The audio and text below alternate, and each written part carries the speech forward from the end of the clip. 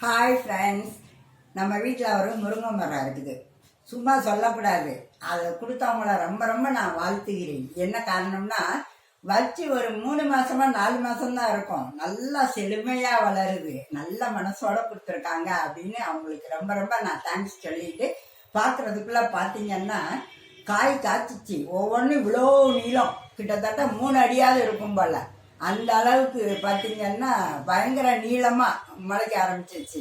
அப்புறம் சில காயில 2.5 அடி, அதாவது மேக்சிமம் 2.5 அடியாவது இருக்கும். அந்த அளவுக்கு எல்லா காயுமே காய்ச்சிச்சு. கிட்டத்தட்ட எவ்வளோ காய்ச்சிச்சுன்னு நினைக்கிறீங்க? 45-50 காய் வரைக்கும் காய்ச்சிருக்கோம்.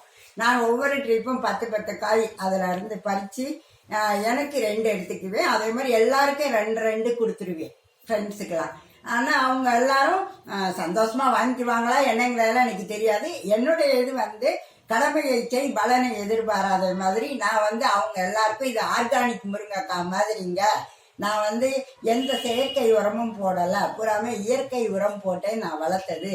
நல்லா டேஸ்டா இருக்கு, நான் அனுபவிச்சதை நீங்களும் அனுபவிங்கன்னு சொல்லி 4 ட்ரிப்பு எல்லாருக்கும் கொடுத்தேங்க. அப்புறமா எனக்கு நிறைய காய்க்கணுமா இல்லையா? ஒன்றுமே காய்க்கவே இல்லை. நானும் இப்போ ஒரு 6 மாசமா அந்த மரத்தை இப்படி பார்த்துக்கிட்டே இருக்கேங்க.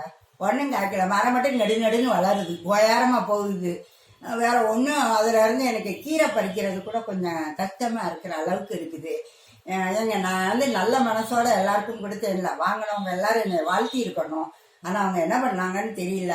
இனிமையாவது அவங்க என்னை கண்டிப்பா வாழ்த்தணும். அவங்க வாழ்த்துறதுல என்னுடைய முருங்கை மரம் நிறைய காய்க்கணும் அப்படிங்கிறது என்னுடைய மனமார்ந்த ஆசையாக இருக்கிறது. கடவுள் அதை நிறைவேற்றுவாருன்னு நான் நம்புறேங்க.